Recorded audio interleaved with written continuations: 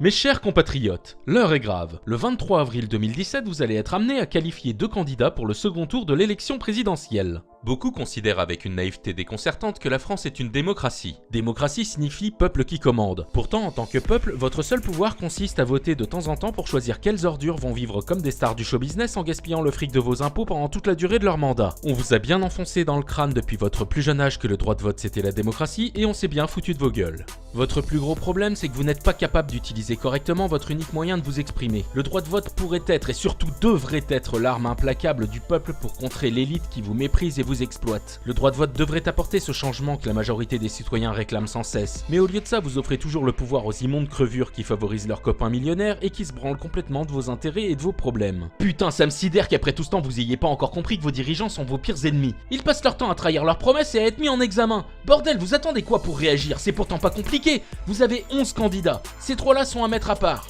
Benoît Hamon. Alors lui, c'est le dindon de la farce. Il a gagné les primaires du Parti Socialiste, mais tout le monde s'en branle. Valls le premier. Valls qui d'ailleurs apporte son soutien à Macron. Valls le traître. C'est marrant, plus le temps passe, et plus on dirait que Valls c'est un clone de Sarkozy. Le pauvre Benoît Hamon part avec un handicap majeur, c'est le candidat du Parti Socialiste, l'administration sortante. Dans l'esprit des gens, c'est l'héritier de François Hollande, et même si c'est faux, ça lui collera à la peau. Et à ça, faut ajouter qu'il est en train de se faire torpiller par le panier de crabe qui est son propre parti par pur calcul électoral. C'est vous dire à quel point la majorité des élus socialistes sont des minables sans aucune conviction. Ils sont même pas capables de faire bloc derrière le candidat désigné par leurs militants. Réfléchissez à ça les militants socialistes, c'est super important. En fait, les seuls qui vont voter pour Hamon, c'est les derniers militants fanatiques du Parti Socialiste et les gens qui sont contents du bilan des 5 années qui viennent de s'écouler. Donc devrait pas y avoir grand monde. C'est pas la peine que je m'acharne sur lui, il va nous faire un Jospin 2 le retour, il va se faire défoncer au premier round, et il y a même des chances qu'il enterre définitivement le Parti Socialiste. Et ce sera pas trop tôt. Hamon sur la touche, il nous reste Fillon et Macron. Ça doit faire marrer les francs-maçons de placer au pouvoir des mecs avec les noms les plus merdiques possibles. François Fillon et Emmanuel Macron. Tu me diras, avec des noms pareils, au moins on sait à quoi s'attendre, on pourra pas dire qu'ils nous ont pris en traître cette fois-ci. En 2022, ce sera quoi les candidats vedettes? Jean-Louis Lamorue et Robert Petitebite? François Fillon. Alors lui, c'est le roi de la casserole. Le mec est pourri jusqu'à la moelle. Il a une nouvelle affaire qui sort sur lui chaque semaine. J'ai pas le temps de tout détailler ici, sinon la vidéo ferait plus de 2 heures. Je vais donc me contenter de rappeler qu'il a offert plus de 830 000 € à sa femme pour un boulot imaginaire. Ben oui, son Altesse a un château, alors pour pouvoir l'entretenir, faut bien qu'il trouve le pognon quelque part. Heureusement qu'il peut détourner le fric de vos impôts, sinon on se demande comment il ferait le pauvre. Alors pour info, un smicard doit travailler plus de 46 ans pour toucher 830 000 €. Et le smicard, il doit vraiment travailler lui, il n'a pas le droit aux emplois fictifs. Je vous rappelle au passage que Fillon c'était le premier ministre de Sarkozy pendant 5 ans. Quand on vous a baisé vos retraites en 2010, c'était lui le chef du gouvernement. Et là, il s'apprête à vous baiser vos 35 heures. Moi ce que je veux c'est que le 1er juillet, les 2 ou 3 ministres chargés des réformes arrivent avec des textes prêts et, dans une forme de blitzkrieg, fassent passer devant le Parlement, en utilisant d'ailleurs tous les moyens que donne la Constitution de la Ve République, les ordonnances, les votes bloqués, le 49.3, tout ce qui est nécessaire, fassent passer en l'espace de 2 mois, sans interruption estivale, les 6 ou 7 réformes fondamentales qui vont changer le climat de l'économie et le climat du travail dans notre pays. C'est évidemment pour moi l'abrogation des 35 heures et la suppression de la durée légale du travail et le renvoi à la négociation dans les entreprises sans contrainte. C'est le nouveau code du travail, c'est la réforme de l'assurance chômage, c'est la réforme de l'apprentissage. Au moins avant, les politicards avaient la décence de faire semblant d'être gentils avant les élections. Fillon, lui, ne prend même pas la peine de cacher son jeu. Il va vous enculer sans vaseline et il le revendique sans honte.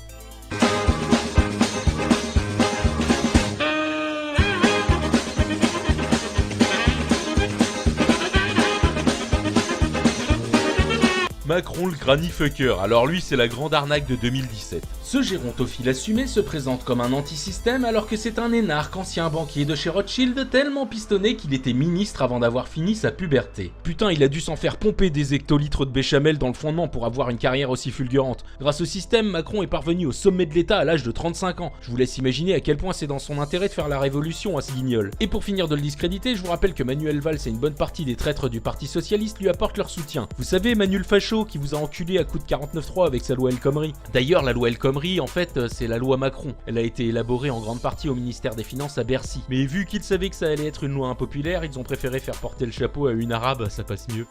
Ah bon, vous étiez pas au courant? Enfin bon, Macron c'est le candidat créé de toutes pièces par les banques, les patrons de multinationales et les saloperies de médias mainstream. En gros, c'est le candidat de vos ennemis. Macron c'est le pire des choix, Macron c'est le mal.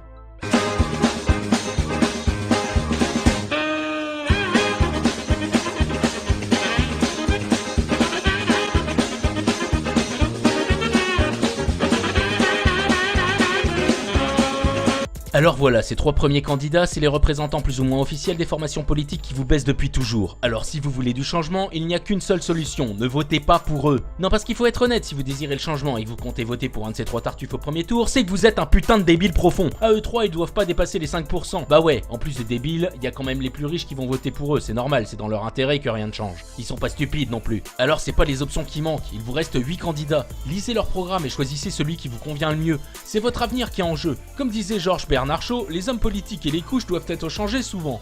Et pour les mêmes raisons. Votez Marine Le Pen. Oh putain, c'est moi qui viens de dire ça. Vivement que les élections soient passées, je commence vraiment à partir en couille. Votez Jean-Luc Mélenchon. Oh merde, je crois que je vais dégueuler. Votez. Enfin bon, je vais arrêter là, je crois que vous avez compris ce que je voulais dire. Si vous voulez vraiment du changement, si vous voulez vraiment en finir avec la mafia des pourritures corrompues qui vous gouvernent, si vous voulez vraiment en finir, faites-le savoir avec force. Je veux en finir! Écoute-moi bien, espèce de putain que tu es! Espèce de salope! Écoute-moi bien! Maintenant on va en finir sur mon défunt père, on va en finir! Écoute-moi bien! Je jure sur mes morts, on va en finir! J'en peux plus, frère! Viens, on va en finir, cousin! J'en peux plus! On en finit! Si, comme David Lopez, vous êtes vraiment motivé pour en finir, commencez par élire un président qui n'est pas issu de cette mafia. Choisissez un candidat qui n'a pas encore prouvé son incompétence. Vous avez l'occasion d'initier ce changement le 23 avril 2017, alors faites-le, prenez votre destin en main, car le changement... C'est maintenant... Toi, il est grand temps que t'apprennes à fermer ta gueule. Et toi, tu vas voter pour qui alors? Bah j'aime bien Nicolas Dupont-Aignan, mais le candidat dont j'aime le plus le programme c'est François Asselineau. Il est souverainiste et le seul qui dit clairement qu'il veut sortir de l'Europe et de l'OTAN, qu'il faut arrêter de bombarder les pays musulmans et se rapprocher de Vladimir Poutine. Bon c'est vrai qu'il a un charisme d'artichaut, il a pas encore 60 ans, on dirait qu'il en a 80, c'est un énarque ancien membre de l'équipe Chirac et du coup il est pas super crédible comme révolutionnaire. Mais bon j'aime bien ses idées. Et de toute façon les autres sont tellement nuls à chier. Mais je vais pas pouvoir voter, je suis à la Geek Touch à Lyon le week-end du premier tour. Et si je t'envoie voter pour moi, tu vas me faire voter pour Mélenchon rien que pour m'emmerder. Et t'es au courant? Benoît Hamon est le seul candidat à avoir écrit noir sur blanc qu'il voulait légaliser le cannabis, mon pote. Sérieux, c'est marqué dans son programme? Oh putain, mais il est sympa son programme à Hamon en fait. Revenu universel, légalisation du cannabis, sortie du nucléaire. Bon, oubliez tout ce que je viens de vous dire. Votez Hamon. Hamon, c'est l'avenir. Hamon, c'est... Toi, il est grand temps que t'arrêtes de raconter des conneries. Faut que ce soit bien clair. Si vous votez pour un de ces 3 blaireaux, je viens chez vous et je vous encule. Quel jeu de cartoon trash. On n'est pas là pour rigoler. Bon, j'ai pas la prétention de vous dire pour qui faut voter, mais sérieusement, depuis le temps, vous devriez savoir pour qui ne pas voter. C'est vraiment à croire que vous aimez ça, vous faire enculer par vos dirigeants. Droite, gauche, vous en avez pas marre d'élire toujours les mêmes connards? Je vais finir par croire que vous êtes aussi cons que les Américains qui se tapent les 2 mêmes partis politiques de merde depuis plus de 150 ans. Va falloir se taper encore combien de tocards corrompus à l'Elysée avant que vous compreniez qu'il faut changer de crèmerie. Réveillez-vous, nom de Dieu, ça devient lourd. Vous avez le pouvoir de déjouer les pronostics. Regardez, même aux États-Unis, patrie de la manipulation médiatique, ils ont créé la surprise en élisant Trump alors que tous les sondages le donnaient perdant. Bon, je sais, l'exemple est pas génial, Trump se révèle être un gros connard qui ment comme il respire et qui en 3 mois a réussi à trahir presque toutes ses promesses. Mais bon, c'est pas le sujet. N'écoutez pas les médias et leurs sondages truqués. Lisez les programmes des candidats et votez pour celui qui vous semble mieux vous convenir. Et surtout, ne soyez pas débiles. Ne votez pas pour ces 3 tocards.